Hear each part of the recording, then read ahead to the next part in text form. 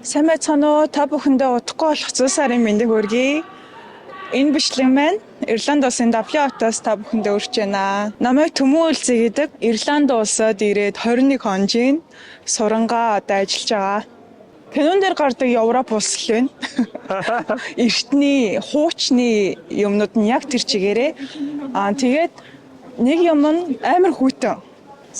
Ирландад CC агентлагаар зуушлуулж ирсэн байгаа. Тэгээд яагаад одоо энэ агентлагийг сонгов? Яг үнэнгээсээ гэвэл зуучил 3-4 газраар орсон. Тэгээ үнийг харьцуулсан. Тэгээ хамгийн эмтхэн нь байсан. Тийм. Ирландад ирээд яг шинээр төрж байгаа хүн шиг байдаг байхгүй юу? Бүх юм эрэхтэй болно. Шинэ утасны дугаар эрэхтэй болно, насны дугаар эрэхтэй болно. Амьдрах эрхийнхаа картыг авна, ажиллах эрхийнхаа картыг авна. Тэр олгон дээр CCC agency-тэй хамтран ажилладаг уужим ах маань бүгдэнд нь тусалсан. Тэгэхээр би ингээ 21 он жоо мөртлөө одоо ажилтай.